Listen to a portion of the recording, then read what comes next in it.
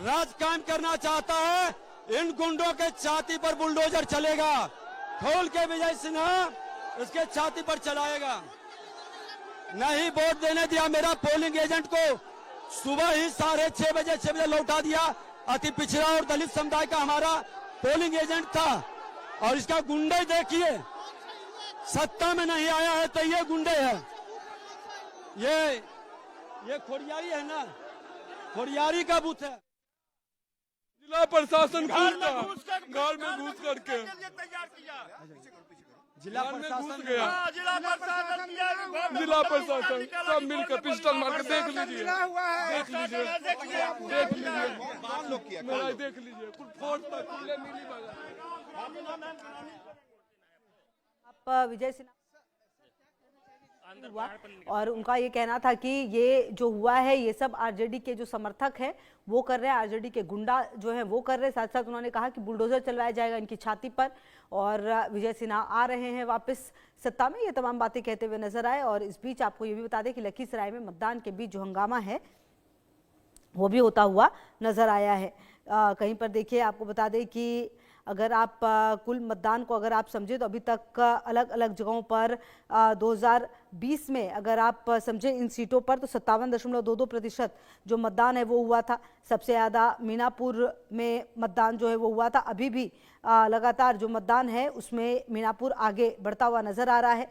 तो आपको बता दें कि 18 जिलों में लगभग 53.77%। अजय सिंह और जदयू से कांग्रेस में गया है सुजीत कुमार, दोनों इस गांव में आके डिस्टर्ब कर रहा है। 2 घंटा से बैठा रहा। प्रशासन भी उसके सहयोग में हमारे कार्यकर्ता को रगेद रगेद के पीटा है। अभी कई लोग पंचायत करके दुआरी तक ले पहुंच गया टोटल फोर्स देने के लिए लाइन में लगे और रोपेट दिया गया।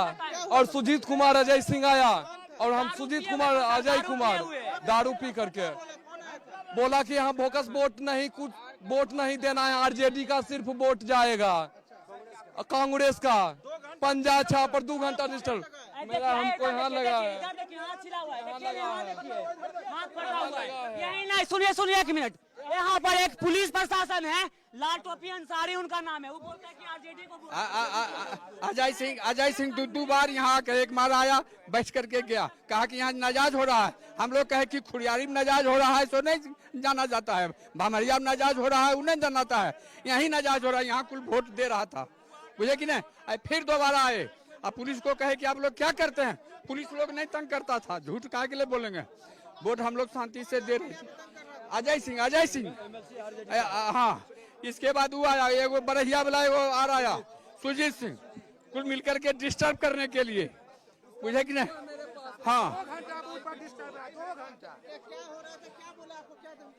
कि हाँ पंजा छाप को वोट दीजिए तभी वोट मिलेगा, नहीं तो तुम जाओ, कुल रपेट दिया, घर पर डिस्टर्ब करेंगे दारू पी करके, रगेद के मारा।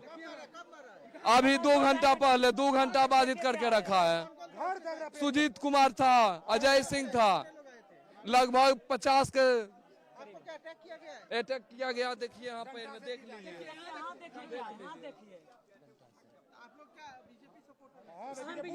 पंचायत अध्यक्ष है भमरिया पंचायत अध्यक्ष है गौरव कुमार। हाँ, हम ललन बाबू के वोट में पूरा गांव एक मुक्त होके दिए हैं और ऐसा तरह का हो गया, तखन नहीं हुआ। अभी कोई विरोध नहीं, प्रशासन विरोध किया। 200 मीटर अंसारी नाम का सब ट्रेनी है, वो बोलते हैं कि राजद को वोट दो, कांग्रेस को वोट दो, इंस्ट्रक्ट किया हमको। वो हमको इंस्ट्रक्ट करने वाले कौन होते हैं? उनसे ज्यादा एजुकेटेड हैं हम। अजय कुमार और सुजीत कौन होते हैं? दोनों ने मिलकर बुलाया है प्रशासन से मिलकर।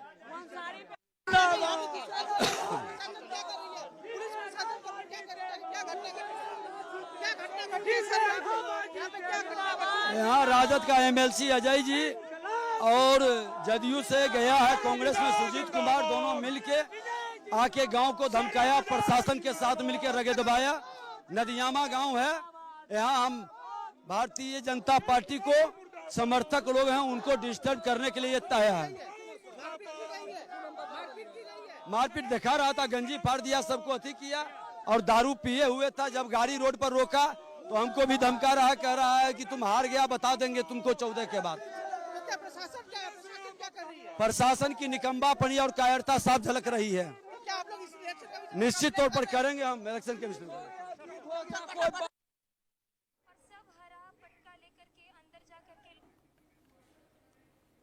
तो डॉक्टर रमेश ठाकुर की भी मौजूदगी हमारे साथ है, रास बिहारी जी भी हमारे साथ है। रास बिहारी जी, ये जो हो रहा है इसको आप क्या कहेंगे? ये राजनीति की खूबसूरत तस्वीर है या एक ऐसा चेहरा है जिसे हम मतलब कि चाह कर भी खत्म नहीं कर सकते? एक मतलब उप मुख्यमंत्री के काफिले पर इस तरह से हमला होना, फिर उप मुख्यमंत्री का ये कहना कि ये जेडीयू के गुंडे करवा रहे हैं, यहाँ पर कोई व्यवस्था नहीं है। आरजेडी के गुंडे कराते। हाँ, उनका कहना तो यही था। देखिए, ये जो मामला है बड़ा गंभीर मामला है कि प्रदेश का उप मुख्यमंत्री हो, भाजपा का उम्मीदवार है, बड़ा नेता है। बिल्कुल। अगर उनके इलाके में, उनके ही क्षेत्र में अगर इस तरह की घटना होती है तो ये बहुत गंभीर बात है कि एक उप मुख्यमंत्री को अगर अपने ही राज्य में इस तरह से गुहार लगानी पड़े, प्रशासन के खिलाफ बोलना पड़े, तो इसका मतलब है कि मामला बहुत गंभीर है और इसको चुनाव आयोग को बड़ी गंभीरता से लेने की जरूरत है। और ये सिर्फ ये नहीं, क्योंकि बिहार में चुनाव वैसे आमतौर पे बड़ा शांतिपूर्ण चलना था, लेकिन कुछ 2-4 जगह ही ऐसी घटनाएं हुई हैं, लेकिन हम पहले के मुकाबले देखें तो बहुत कम घटनाएं हुई हैं। और लेकिन अगर उप मुख्यमंत्री इस तरह शिकायत कर रहा है तो ये एक बड़ी घटना है।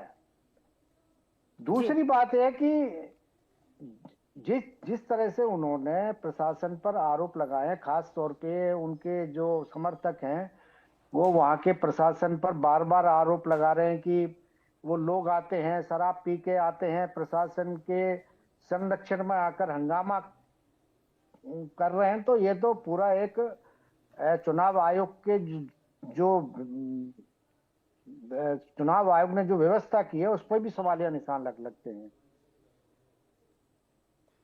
ठीक है डॉक्टर रमेश ठाकुर, ये जो तस्वीरें आती हैं लोकतंत्र से निकलकर, इसके बारे में क्या कहा जाए? और दूसरी बात ये कि जिस तरह से ये पूरा चुनाव अभी तक जा रहा है, क्योंकि अगर पिछले चुनाव की हम बात करें तो इन सीटों की अगर आप बात करें तो इन सीटों पर लगभग बराबर था मामला, चाहे महागठबंधन की तरफ से हो या फिर एनडीए की तरफ से। अब मेन मुकाबला तो सेकेंड फेज में होना है, लेकिन जैसे जैसे ये चुनाव आगे बढ़ रहा है, जिस तरह के शब्दों का इस्तेमाल किया गया, जिस तरह से आरोप प्रत्यारोप लगे, और अभी आप देखिए कि उप मुख्यमंत्री के काफिले पर इस तरह से हमला हो जाता है, उन पर हमला करने की कोशिश होती है। वो कह रहे हैं कि ये आरजेडी के गुंडों ने करवाया है, सरेआम उस पर बुलडोजर चलवाएंगे बाद में। देखिए, बड़ी ताज्जुब वाली बात है, प्रदेश का उप मुख्यमंत्री कदावर नेता अगर ऐसी बात कर रहा है तो इसका मतलब वो भी अपने ही क्षेत्र में, अपने ही पोलिंग बूथों पे खड़े होकर अगर ये बात कर रहा है तो इसका ये मतलब समझ लिया जाए कि बाजी हाथ से निकलती हुई जा रही है, कुछ बचा नहीं है। भाई, प्रशासन आपका है, पुलिस आपकी है, सुरक्षा व्यवस्था आपकी है, सारा दमखम आपका है, फिर आप काहे के दोष दे रहे हो? इसका मतलब आप अपनी सरकार पे आप प्रशंसन लगा रहे हो। आपको मतलब ये तय कर दिया कि लॉ एंड ऑर्डर की स्थिति सही नहीं है। जब आपके यहाँ, आपके क्षेत्र में अगर ये हाल है तो दूसरों के क्षेत्रों में क्या हाल होगा? तो ये तो, इससे तो बुरी तस्वीर और नहीं कही जा सकती है। और रही बात, थोड़ा सा अगर फ्लैशबैक में अगर जाए तो इस तरह की घटना बिहार के चुनाव होना बहुत मामूली बात है। लालू के जमाने में क्या होता था, बूथ के बूथ पूरे लूट लिए जाते थे, लोगों को सरेआम उनको मारा पीटा जाता था। ये तस्वीरें भी हम लोगों ने देखी है। कम से कम इस बार एक गनीमत तो ये है कि पता चला कोई घटना कर रहा हो, घटना करके भाग गया तुरंत ही, और उसको पकड़ में वो नहीं आ रहा। ये चीजें हो रही हैं अब। और सबसे बड़ी बात है, देखो जिस तरीके से बोनेट के ऊपर, गाड़ी के ऊपर किसी ने कुछ डाल दिया है, उसको कोई पोछा तरीके से हटा रहा है, इसका मतलब ये सारा प्री प्लान्ड है। कोई इतनी बड़ी कोई घटना थोड़ी है, उसको आप आग दे रहे हो और चुनाव के समय एक सहानुभूति लूटने की कोशिश कर रहे हो। देखो, सबसे बड़ी बात इस बार चुनाव में देखने को मिल रही है, लहर नहीं है। जो हम कहते हैं ना, इसकी लहर है, उसकी लहर नहीं है। तो लहर इस बार ना गठबंधन की दिख रही है, ना ही एनडीए की दिख रही है। बड़ा साइलेंट तरीके से इस बार चुनाव है और वोटर बहुत साइलेंट है। वो अपने पत्ते बिल्कुल नहीं खोल रहा है कि क्या होगा क्या नहीं होगा। अगर गठबंधन की तरफ अगर झुकाव थोड़ा बहुत होता तो वोटिंग बड़ी बम्पर होती, बहुत बम्पर होती। वो भी हमें दिखाई नहीं दे रहा है। अब अगर सरकार के यथावत अगर सरकार है उसके पक्ष में अगर ये जाता तो भी ठीक ठाक रहती, लेकिन ऐसा सुबह से जब हम देख रहे हैं चैनलों पे जो बात और कर रहे देखिए हैं, ना, पटना में सबसे कम वोटिंग परसेंटेज है डॉक्टर रमेश। आप बताइए ना भाई। वहां तो भाई पटना में तो पढ़े लिखे लोग हैं, पॉलिटिकल जानकार लोग हैं, मतलब राजनीति को समझते हैं, उनको पता है हमारा आज का बिहार कैसा है और कल जो बिहार आने वाले उसको कैसे गढ़ेंगे। इसका मतलब है कि भाई सबकी उदासीनता है, कोई इसमें रुचि ज्यादा चुनावों में ले नहीं रहा है। इसका क्या मतलब समझा जाए? तो ये तो तस्वीर है, बहुत ज्यादा तस्वीर है कि इस तरीके से नहीं होना चाहिए। बिल्कुल, ये बात सही कही आपने। राज बिहारी जी, इस पर आप क्या कहेंगे? बिल्कुल उदासीनता की ये तो एक पराकाष्ठा है ना। पटना जो कि राजधानी है, वहीं पर सबसे कम वोटिंग परसेंटेज है, लोग घरों से वोट करने के लिए निकल नहीं रहे, तो कुछ अंदाजा भी लगा पाना थोड़ा मुश्किल हो रहा है। नहीं देखिए, अगर पिछले बार की बात करें तो पिछली बार पटना में 52% वोटिंग रही। इस बार उससे कुछ ज्यादा ही जाएगी, क्योंकि पटना में ठीक है, पटना एक बड़ा शहर है तो इस कारण वहां पर वोटिंग पहले भी कम होती रही है। उसे हम एक तरह की उदासीनता नहीं मान सकते, क्योंकि पटना में बहुत सारे लोग वोटिंग का दुनिया छुट्टी लोग वहां पर जिस तरह के लोग हैं मतदाता हैं, अपना छुट्टी हुई इधर उधर हो गए, ये भी एक बड़ी वजह रहती है। क्योंकि दूसरी एक बड़ी बात है कि जो बात सामने निकल के नहीं आई कि अभी भी बहुत सारे वोट ऐसे हैं जो रहते पटना में हैं लेकिन दूसरी जगह जाके काम करते हैं, और उनके वोट दो जगह भी बने हो सकते हैं। कुछ चीजें सामने भी आई हैं। अभी किसी ने आरोप भी लगाया है कि बंगाल का जो एक टीएमसी का जो एमएलए है उसकी वोट एक बिहार में भी है, एक वोट उसकी उत्तर प्रदेश में भी है। ऐसे बहुत सारे वोट हैं। इसी तरह दिल्ली में भी ये बात की जा रही है कि दिल्ली में ऐसे बहुत से मतदाता हैं जो दिल्ली में भी मतदाता हैं और बिहार में भी मतदाता हैं। तो वो भी एक बड़ी वजह है कि जो परसेंटेज कम रहता है, और ये तभी सही होगा जब एसआईआर ठीक ढंग से काम करते लेकिन जिस तरह से एसआईआर को लेकर बार बार सवाल उठाए गए हैं, ये भी है कि भाई वोटिंग लिस्ट को भी ठीक नहीं होने देना चाहते हैं लोग। इस कारण भी अगर एक बार वोटिंग लिस्ट ठीक बने, सबके नाम पता सही हो, सबके फोटो ठीक हो, तब जाके पता चलेगा कि इस देश में असली मतदाता कितने हैं और कितने डुप्लीकेट मतदाता हैं। और बड़े शहरों में आमतौर पे लोग, कुछ बार तो लोग ऐसे भी होते हैं जो रहते गांव में लेकिन शहर में भी अपना नाम लिखवा देते हैं कुछ ना कुछ फायदे के लिए। तो ये भी एक बड़ा कारण रहता है कि जहाँ पर शहरों में वोट परसेंटेज हमेशा कम रहता है। जी बिल्कुल। और डॉक्टर रमेश, देखिए ये बात तो तय है कि जिस तरह की वोटिंग इस बार हो रही है, जिस तरह से वोटिंग परसेंटेज सामने आ रहा है, अच्छा एक वर्ग है जो मतलब, अच्छा जब ग्राउंड जीरो पर जब हम पहुंचते हैं और बातचीत करते हैं तो एक वर्ग है जो ये कहता है कि हाँ भाई विकास हुआ है, हमें तो यही चाहिए। दूसरा वर्ग वो है डॉक्टर रमेश जो बिल्कुल चुप्पी साध जाता है, वो कहता है कि अभी हमें नहीं पता, हम डिसाइड करेंगे। मतलब यही वो लोग हैं जो कहीं ना कहीं वो चेंज करेंगे ये पूरा फिगर। नहीं, बिल्कुल सही बात है। अभी आदरणीय रासबिहारी जी ने एक बात कही कि देखो छुट्टी का दिन है और कोई कोई वोट भी नहीं देते हैं, कोई गांव में रहते हैं, किसी का वोट, इस तरीके की चीजें उन्होंने बात बताई। लेकिन जब एसआईआर हो गया तो अब इस तरह की तो संभावना नहीं होनी चाहिए। जो दिवंगत है उनके वोट कट गए, जो एनआरआई हैं उनके भी वोट कट गए, जो फालतू फंड के वोट थे वो भी कट गए। अब तो प्योर लिस्ट आई है, प्योर लिस्ट आई है भाई। पिछले अगर चुनाव के मुकाबले देखें तो 7 करोड़ 18 लाख लोगों ने तकरीबन वोटिंग में हिस्सा लिया था। और रही बात पटना की बात है, पटना में पिछली बार भी ज्यादा कोई अच्छा प्रतिशत नहीं निकल के आया था। पटना में 15 के मुकाबले भी कम हुआ था वोटिंग, और इस बार देखते हैं 57 पार हो पाता है या उससे भी कम रह जाता है।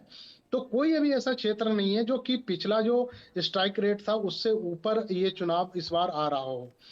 तो मुझे लग रहा है कि इस बार जो एसआईआर हुआ है उसका असर देखने को मिलना चाहिए था। भाई प्योर लिस्ट हो गई है, छटनी हो गई है, बिल्कुल दूध का दूध पानी का पानी हो गया। अब वो वोटर हैं जिनको वोट डालना ही डालना है, तो वैसा भी हमें देखने को नहीं मिल पा रहा है। उदासीनता की मैंने बात बताई थी, उदासीनता पूरे प्रदेश में छाई हुई है।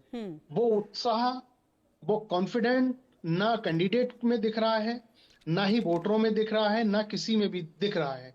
क्योंकि लंबी लंबी कतारें हम लोगों ने ग्रामीण क्षेत्रों में देखी थी। बिहार से अपना वास्ता नहीं रहा, कभी बिहार जाने का भी मौका भी नहीं मिला, लेकिन हाँ, यूपी से लगे हुए जितने भी क्षेत्र हैं तो उसमें हम लोग देखते रहते हैं, दोस्त यार हैं, उनसे बात होती है।